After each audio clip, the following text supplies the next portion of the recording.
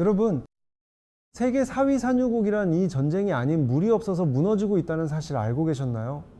매일 수백만 배럴의 석유를 뽑아내는 나라의 충격적인 현실입니다. 시민들이 새벽 3시부터 빗물통을 들고 줄을 서고 있습니다. 심지어 이스라엘이 특수기술을 써서 비구름을 훔쳐갔다는 황당한 음모론까지 돌 정도로 사람들이 미쳐가고 있죠. 물을 받지 못한 시민들은 결국 거리로 쏟아져 나와 거센 반정부 시위를 벌이고 있습니다. 생존의 필수품이 사라지자 국가 시스템 자체가 흔들리기 시작한 것입니다. 급기야 이란 대통령이 비가 오지 않으면 1,500만 명의 테헤란 시민 전원을 대피시켜야 한다고 선언해버렸습니다. 수도를 통째로 비우겠다는 사상 초유의 사태입니다. 대체 이 거대한 중동의 강호에 무슨 일이 벌어지고 있는 걸까요? 지금부터 이란의 심장부를 말려버린 지정학적 위기와 인재의 전말을 낱낱이 파헤쳐 드리겠습니다. 테헤란 도심에 물을 공급하는 주요 댐이 5곳 있습니다. 이 5곳의 평균 저수율이 얼마인지 아시나요? 놀랍게도 단 5%에 불과한 절망적인 수치입니다. 보통 댐 저수율이 30% 밑으로 내려가면 물 부족 경보가 발령됩니다. 5%라는 건 그 경보 수준을 한참 전에 지나서 완전히 바닥을 찍었다는 끔찍한 얘기죠. 중동에서는 댐 저수율이 한 자릿수로 떨어지면 그걸 죽은 물이라고 부릅니다.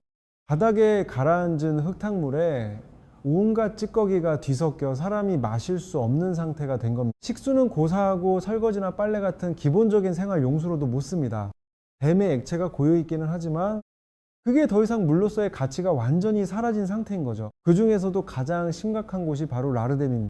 테헤란 물 공급의 핵심 중의 핵심이자 수도권 식수의 상당 부분을 이 댐 하나가 책임지고 있는 생명줄입니다. 말 그대로 1,500만 명의 목숨이 달린 곳인데 이 라르뎀의 저수율이 고작 1%까지 떨어지면서 완전히 바닥을 드러내버렸습니다. 상상조차 하기 힘든 재난이죠. 원래 수면이 찰랑거려야 할 거대한 콘크리트 댐의 물은 온데간데 없. 쩍쩍 갈라진 바닥에 흙먼지만 날리고 있습니다. 거대한 구조물이 무용지물이 되어버린 겁니다. 인구 400만 명이 살고 있는 이란 제2의 도시 마슈아드는 테헤란보다 사정이 훨씬 더 나쁩니다. 이곳 전체에 물을 대주는 주요 댐들의 저수량이 3%도 채 남지 않았거든요. 테헤란이 그나마 5%라도 남아 있었는데 여긴 그마저도 안 되는 겁니다. 하지만 저수율보다 우리를 더 충격에 빠뜨리는 끔찍한 숫자가 하나 더 숨어 있습니다. 전년도 대비 강수량을 분석해 봤더니 하늘에서 내린 비가 무려 98, 6%나 줄어든 겁니다. 작년에 27mm 내렸던 비가 올해는 겨우 0, 4mm 내리는데 그쳤어요. 비가 왔는데 안 온 거나 마찬가지인 정말 기가 막힌 상황이 벌어진 거죠. 이란이 기상 관측을 시작한 지 100년이 넘었는데 이런 극단적인 가뭄은 처음입니다. 이번 가을 수도 테헤란에는 비가 단 한 방울도 내리지 않았습니다. 100년 관측 역사상 처음 있는 일로 기후의 근본적인 패턴이 완전히 망가졌다는 증거입니다. 아무리 건조한 해라도 최소한의 비는 늘 있었는데 그 마지막 최소치마저 사라졌습니다. 현지 기상학자들도 기존 통계 모델로는 설명이 안 된다며 당혹감을 감추지 못하고 있죠. 테헤란 시민들 사이에서도 이제 진짜 큰일 났다는 공포가 빠르게 번지기 시작했습니다. 이란 전국의 주요 댐 19개가 이미 바싹 말라버린 상태거든요. 40개가 넘는 도시에서 강제 물배급이 시작됐습니다. 테헤란만의 문제가 아니라 나라 전체가 동시에 마르고 있는 국가적 재난 상황에 직면한 것입니다. 이 절체절명의 상황에서 이란 정부가 뭘 했냐면요.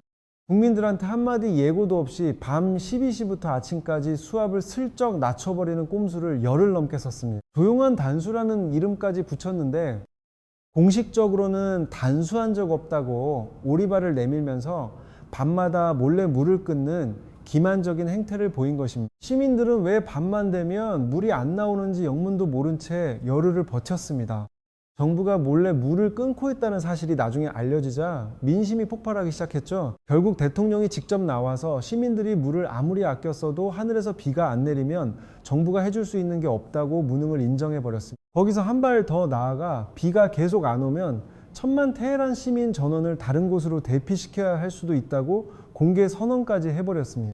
충격적인 발언이 수도 인구 1,000만 명을 통째로 빼내겠다는 건데 이게 얼마나 황당한 소리냐면 전쟁이나 핵사고가 터져도 이 규모의 대피를 실제로 집행한 나라는 역사상 없었습니다. 하물며 물이 없다는 이유로 한 나라의 심장인 수도를 통째로 비우겠다는 시나리오는 근현대사에 단 한 번도 없었던 전대미문의 사건입니다. 이런 혼란 속에서 온라인에서는 황당한 음모론이 돌기 시작합니다. 적국인 이스라엘이 특수기술을 써서 이란 영공의 비구름을 통째로 훔쳐갔다는 겁니다. 적국이 하늘에서 구름을 빼돌렸다는 건 상식적으로 말이 안 되잖아요. 근데 물이 너무 절박하니까 사람들이 이 허무맹랑한 이야기를 진지하게 믿기 시작한 겁니다. 음모론이라도 붙잡아야 할 만큼 현실에 답이 없다는 뜻이죠. 여기서 더 코미디 같은 장면은 테헤란 시의회 의장이 직접 나와 기우제를 지내자고 호소한 겁니다. 수도 행정을 책임지는 사람이 전 국민 앞에서 하늘에 빌자고 한 격입니다. 사실 이란에 비가 안 오는 건 어제 오늘 일이 아닙니다. 원래 건조한 사막 기후의 나라죠. 진짜 치명적인 문제는 비가 안 오는 걸 뻔히 알면서도 수십 년 동안 물 인프라에 돈을 한 푼도 쓰지 않았다는 정부의 지독한 직무유기입니다. 이란은 세계 4위 산유국입니다. 매일 석유를 팔아서 천문학적인 돈이 국고로 들어옵니다.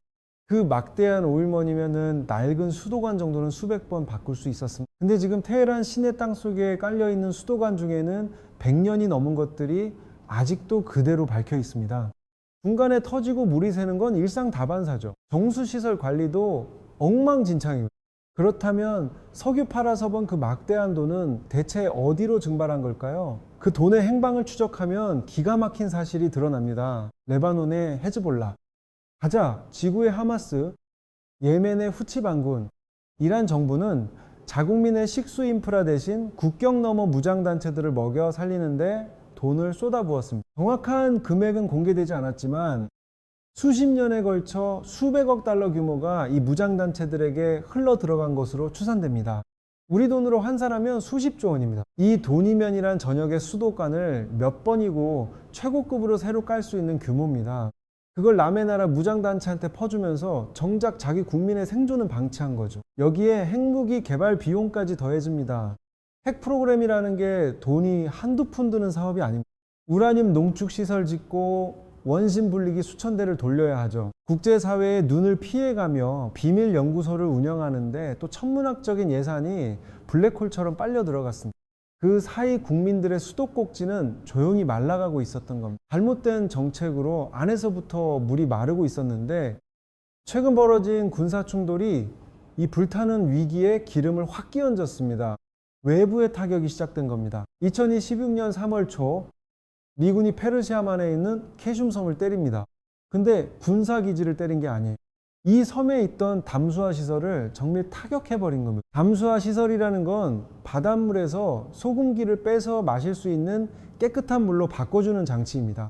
섬은 내륙이랑 상황이 완전히 달라서 이 시설이 생명줄입니다. 강이 없고 지하수도 부족한 바다 한가운데 떠있는 땅이니까 바닷물을 걸러주는 이 시설 하나가 섬 주민들이 물을 구할 수 있는 유일한 방법이었던 거죠. 그걸 미사일 한 방이 날려버린 겁니다. 이란 외무장관이 파괴 사실을 확인했고 시설이 멈추자마자 주변 30개 마을의 수돗물이 한꺼번에 끊겨버렸습니다. 미군이 노린 게 군사기지였으면 전쟁의 흔한 장면이겠죠. 하지만 민간인들이 매일 마시는 물을 만드는 시설을 아주 정확하게 조준했다는 게 핵심입니다. 전투기 한 번 띄우고 폭탄 한 발 떨어뜨리는 것만으로 수만 명의 식수를 원천 차단할 수 있다는 무서운 사실을 실전에서 똑똑히 보여준 사례입니다. 캐슘 섬은 시작에 불과했습니다. 3월 말에는 미국과 이스라엘이 연합으로 일한 서쪽의 후제스탄주를 강타합니다. 수자원의 핵심 심장부를 노린 겁니다. 후제스탄주가 왜 중요하냐면 이란에서 가장 큰 강인 카룬 강이 흐르는 곳입니다. 이란 전체를 놓고 봐도 수자원이 가장 풍부한 젖줄 같은 지역이거든요. 그나마 물이 남아있던 마지막 보루 같은 곳이었는데 거길 정밀 폭격으로 초토화시킨 겁니다. 적들이 물이 가장 많은 곳만 골라서 치명타를 입히고 있는 거죠. 거기서 끝이 아닙니다. 이스라엘의 공습이 마침내 수도 테헤란 도심 한복판까지 들어왔습니다. 대형 기름 창고가 직격탄을 맞고 거대한 폭발을 일으켰죠. 시커먼 불길이 도로를 타고 강처럼 흘러내렸습니다. 도시 한가운데서 검은 불의 강이 흐르는 지옥 같은 광경이 펼쳐진 겁니다. 하지만 진짜 재앙은 하늘에서 시작됐습니다. 폭발로 피어오른 시커먼 매연이 테헤란 하늘 전체를 뒤덮었고 그 매연이 대기 중에 수증기와 섞이면서 하늘에서 검은 산성비가 쏟아지기 시작했습니다. 이란 사람들이 그토록 간절하게 바라던 비가 오긴 온 거죠. 근데 마실 수 있는 생명의 비가 아니라 모든 것을 파괴하는 독이 든 비였던 겁니다. 여기서 가장 치명적인 연쇄 반응이 터집니다. 에너지 시설이 같이 파괴되면서 전력 공급이 완전히 끊겨버린 겁니다. 전기가 나가면 어떻게 될까요? 전기가 나가니까 지하 깊은 곳에서 물을 끌어올리는 대형 펌프가 멈춥니다. 펌프가 멈추니까 물을 정화하는 정수장이 돌아가지 못하고 그대로 올스톱됩니다. 정수장이 서니까 각 가정의 수도꼭지까지 물이 올라가지 못하는 겁니다. 폭탄이 수도관을 직접 때린 것도 아닌데 전기 하나 끊겼다는 이유만으로 물이 멈춘 거죠. 에너지, 전력, 물, 이 셋이 하나의 사슬처럼 단단하게 연결되어 있다가 맨 앞고리가 끊기는 순간 나머지가 전부 같이 쓰러지는 끔찍한 도미노 현상입니다. 자국물 시설이 박살 나자 이란도 가만히 있지 않았습니다. 바레인의 핵심 담수화 시설을 드론으로 가차없이 때려버립니다. 복수의 악순환이 시작된 거죠. 바레인이라는 나라는 식수의 90% 이상을 해안가 담수화 시설단 하나에 의존하고 있거든요. 우리 물을 끊었으니 너희 물도 끊어주겠다는 잔혹한 보복입니다. 공격은 바레인에서 멈추지 않았습니다. 바로 이어서 쿠웨이트의 발전소와 물 공장까지 동시에 폭격해버렸습니다.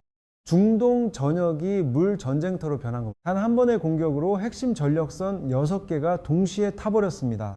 전력선이 한꺼번에 나가면 어떻게 되는지는 앞에서 테헤란이 이미 똑똑히 보여줬죠. 그 파괴적인 도미노가 이번에는 쿠웨이트에서 그대로 반복된 겁니다. 순식간에 쿠웨이트의 도시 기능 자체가 마비돼 버렸습니다.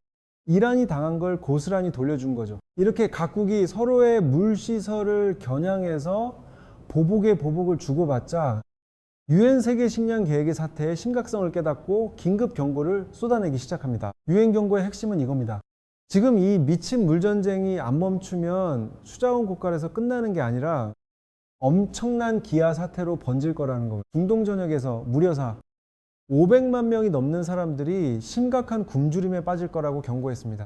물이 없으면 농사를 못 짓고 먹을 게 사라지니까요. 이렇게 물 때문에 나라가 무너지고 있는 이란이 원래부터 물 관리를 못하던 미개한 나라였을까요? 아닙니다.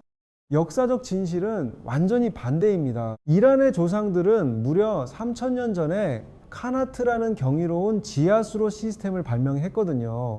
사막에서 살아남기 위한 인류 최고의 걸작이었습니다. 산비탈 아래 땅속을 비스듬하게 파서 아주 긴 터널을 만듭니다. 그러면 산위 쪽에 있는 지하수가 이 경사진 터널을 타고 중력만으로 마을까지 알아서 흘러오는 겁니다. 전기가 필요 없습니다. 펌프도 필요 없습니다. 자연의 힘 하나만으로 수십 킬로미터 떨어진 마을까지 물을 완벽하게 배달하는 친환경 시스템이죠. 게다가 물이 땅속 깊은 곳으로만 다니니까 사막의 뜨거운 햇볕에 증발될 일도 없고 밖에 노출이 안 되니까 먼지나 모래에 오염될 일도 전혀 없습니다. 이 시스템이 정말 영리했던 게 자연이 흘려보내주는 만큼만 받아 쓰는 구조거든요. 인간의 탐욕을 억제하고 욕심을 부리지 않는 지혜가 담겨 있습니다. 땅속에 물이 충분할 때만 콸콸 흘러나오고 부족하면 자연스럽게 양이 줄어드는 일종의 천연 자동 조절 장치나 마찬가지였던 겁니다. 그러니까 아무리 오래 써도 지하수가 마를 일이 없었습니다. 카나트에 절대 마르지 않는 영원한 샘물이라는 멋진 별명이 붙은 이유가 바로 이거거든요. 이 놀라운 터널이 이란 전역에 약 7만 개나 깔려 있었습니다. 7만 개를 전부 한 줄로 이으면 지구를 10바퀴나 감을 수 있는 엄청난 규모입니다. 테헤란이나 이스파한 같은 대도시들이 뜨거운 사막 한가운데서도 수천 년간 번영할 수 있었던 비결이 바로 이 위대한 카나트 덕분이었습니다. 이 완벽했던 카나트가 망가지기 시작한 게 1950년대입니다. 석유로 돌아가는 전동 펌프 우물이 이란 전역에 무분별하게 깔리기 시작했거든요. 문제는 이 전동 우물들이 지하수를 미친 듯이 빨아올렸다는 겁니다. 카나트는 자연이 주는 만큼만 살살 받아 쓰는 시스템이었잖아. 근데 전동 펌프는 그런 거 없이 무조건 강제로 끌어올립니다. 수천 년 된 거대한 나무 옆에 엄청 굵은 빨대를 꽂아서 뿌리 수분을 몽땅 가로챈 거나 다름없죠. 여기에 1960년대 팔레비 국왕이 한술 더 뜹니다. 나라를 근대화하겠다는 거창한 명분을 내세우면서 대형댐을 무려 14개나 지어 올렸습니다. 단숨에 이란을 세계에서 손꼽히는 댐 건설 강국으로 만들어버렸죠. 숫자만 보면 대단해 보입니다. 근데 이게 자연을 거스른 치명적인 착각이었습니다. 이란의 강들은 한국이나 유럽 강이랑 규모가 완전히 다릅니다.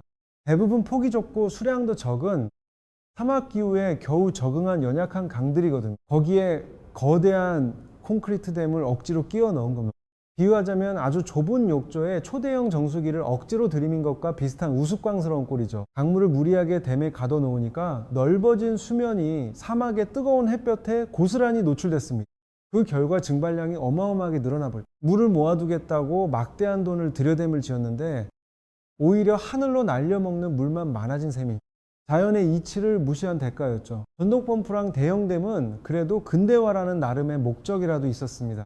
근데 1979년 이슬람 혁명 이후 들어선 정권은 수자원 정책을 파멸로 이끕니다. 혁명이 터지고 나서 서방 국가들이 이란에 강력한 경제 제재를 걸었거든요. 수출입 길이 막히니까 정권이 무리한 자급자족 농업 정책을 밀어붙인 겁니다. 먹거리를 전부 다 우리 땅에서 키우겠다. 얼핏 들으면 그럴듯. 근데 이란이 어떤 나라입니까? 국토의 대부분이 척박한 사막인 나라입니다. 물이 턱없이 부족한 땅에서 물을 엄청나게 잡아먹는 작물들을 대규모로 키우겠다고 덤벼든 겁니다. 사막 한가운데서 수박을 키우고 심지어 쌀까지 키우겠다고 했어요. 쌀이 뭡니까? 논에 물을 찰랑찰랑하게 쫙 채워놓고 키우는 작물이잖아요. 사막 나라에서 논농사를 하겠다는 미친 짓을 국가 정책으로 밀어붙인 거. 이걸 억지로 해내려고 지난 40년 동안 이란 전역에 우물을 마구잡이로 팠습니다.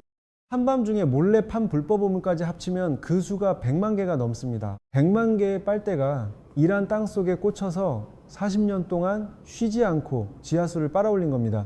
조상들이 3000년간 아껴 쓴 물을 40년 만에 바닥 내버린 겁니다. 그 결과가 어떻게 됐냐면요.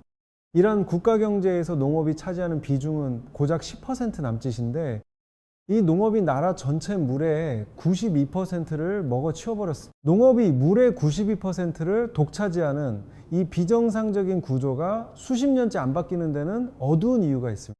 그 뒤에 물마피아라 불리는 권력 카르텔이 버티고 있거든요. 대표적인 게 이란 혁명수비대 직속 건설사인 카탐 알람비아입니다. 혁명수비대는 단순한 군대가 아니라 기업이자 정치 세력인 거대한 권력 조직입니다. 이 조직 산하의 건설사가 이란의 대형 토목 사업을 싹쓸이하고 있었습니다. 이 사람들이 유독 집착한 게 바로 거대한 댐 건설이었습니다. 왜 하필 댐이냐? 댐은 덩치가 크잖아요. 덩치가 크면 예산 규모도 커지고 예산이 커지면 중간에서 몰래 빼돌리거나 돈 세탁하기가 훨씬 수월해지니까요. 국민을 위해서 댐을 지은 게 아니라 돈주를 만들기 좋으니까 댐을 지은 겁니다. 반면에 터진 수도관을 고치거나 정수시설을 보수하는 일은 철저하게 방치됐죠. 이런 유지보수 작업은 권력자들한테 돈도 안 되고 생색도 안 나는 귀찮은 일이거든요. 그렇게 물 인프라의 가장 기본적인 관리가 국가 정책에서 완전히 사라졌습니다. 이런 부패와 무능이 수십 년간 쌓인 결과 지난 20년 사이 이란 땅 밑에서 영영 사라진 지하수의 총량이 한국 소양강댐 저수량의 73배가 넘습니다. 이건 자연이 되돌려줄 수 있는 규모가 아닙니다. 100만 개 우물이 40년 동안 빨아올린 물을 자연이 몇 년 만에 다시 채워줄 수는 없는 노릇이니까요. 자연의 회복력이 감당할 수 있는 한계를 한참 전에 넘어버렸고 그 대가가 지금 눈앞에 나타나고 있습니다. 지하수가 빠져나간 자리가 텅 비면서 땅이 푹푹 꺼지고 있거든요. 지금 테헤란은 1년에 무려 30cm씩 가라앉고 있습니다. 최고 지도자 하메네이조차 10년 전부터 물 문제를 경고했지만 권력 카르텔이 개혁을 막아버렸죠. 안에서 자기 손으로 물을 말려먹고 밖에서는 폭격으로 시설이 박살나는 와중에 세 번째 재앙이 겹칩니다. 국경 너머 이웃나라가 물줄기 자체를 틀어주기 시작한 겁니다. 아프가니스탄의 탈레반 정권이 자기네 영토 안에 있는 강상류에 거대한 파슈단댐을 완성해버렸습니다. 아프간에서 이란 동부로 흘러오던 강물의 수문을 탈레반이 쥐게 된 거죠. 물을 완벽한 무기로 쓸 수 있는 구조가 만들어진 겁니다. 이 댐이 가동되면서 이란 동부로 흘러오던 귀중한 수자원의 80%가 탈레반의 손가락 하나에 좌우되게 생겼습니다. 상황이 얼마나 살벌하냐면 양국 군대가 실제로 국경선에서 총을 쏘며 교전까지 벌였습니다. 물 한 방울을 놓고 총알이 날아다니는 외교로 풀 수 있는 단계를 넘어선 거죠. 이렇게 전부 놓고 보면 지금이라는 세 방향에서 동시에 목이 조여오고 있습니다. 이 세 방향의 재앙이 서로 엉켜 있어서 하나를 풀려고 하면 나머지가 더 꽉 조여옵니다. 이른바 삼중 자물쇠입니다. 첫 번째 자물쇠는 기후변화예요. 기온 상승이 너무 빨라서 비가 오더라도 저수지에 담기기 전에 뜨거운 공기에 다 증발해버립니다. 이걸 이기려면 폐수를 재활용하거나 담수화하는 첨단 기술이 필요한데 여기서 두 번째 자물쇠인 경제 제재가 걸립니다. 외국 자본과 기술 수입이 완전히 끊겨 있거든요. 제재를 풀려면은 핵무기를 포기해야 하는데 여기서 세 번째 자물쇠가 걸립니다. 물 이권에 밝혀 있는 권력층에게 핵은 절대 놓을 수 없는 정치적 생명줄이거든요. 기후를 이기려면 기술이 필요하고, 기술을 얻으려면 제재를 풀어야 하고, 제재를 풀려면 핵을 포기해야 하는데 핵은 절대 못 놓겠다는 꽉 막힌 딜레마입니다. 이 상태가 계속되면 이란은 어디로 가게 될까요? 여기서 갈릴 수 있는 시나리오가 크게 세 가지가 있습니다. 첫 번째는 아라레처럼 서서히 유령 국가로 변해가는 느린 붕괴입니다. 두 번째는 급성 충격입니다. 1991년 걸프전 때 이라크물 시설이 박살난 직후 전염병이 창궐했던 것처럼 중동 전체의 대재앙이 한꺼번에 터질 수 있습니다. 세 번째는 체제 전환입니다. 시리아 내전이 극심한 가뭄으로 인한 농민들의 분노에서 시작됐듯 이란에서도 물 부족 분노가 정권을 뒤집는 불씨가 될 수 있습니다. 가장 어두운 결말은 이 세 시나리오가 동시에 겹치는 겁니다. 그러면 이란의 9천만 인구가 물을 찾아 국경을 넘어야 하는 인류사적 난민 사태가 현실이 될 수 있습니다. 3000년 전 세계 최고의 물 기술을 발명했던 문명이 탐욕과 무능으로 단 70년 만에 자기 손으로 그 위대한 유산을 부숴버렸습니다. 참으로 비극적인 몰락이죠. 이건 절대 남의 나라 이야기가 아닙니다. 유엔이 지정한 물 스트레스 국가 명단에는 한국도 올라 있습니다. 물은 석유와 달라서 한번 잃으면 되돌릴 수가 없습니다. 여러분은 이 상황 어떻게 보시나요? 이란이 살기를 찾을 수 있을까요? 아니면 9천만 명이 물을 찾아 탈출하는 날이 올까요? 확실한 건 물 없는 권력은 버틸 수 없다는 거죠. 오늘 영상이 도움이 되셨다면 좋아요 한번 꾹 눌러주시고요. 궁금한 점은 댓글로 남겨주세요. 구독과 알림 설정 잊지 마시고 다음 영상에서 더 깊이 파헤쳐 오겠습니다.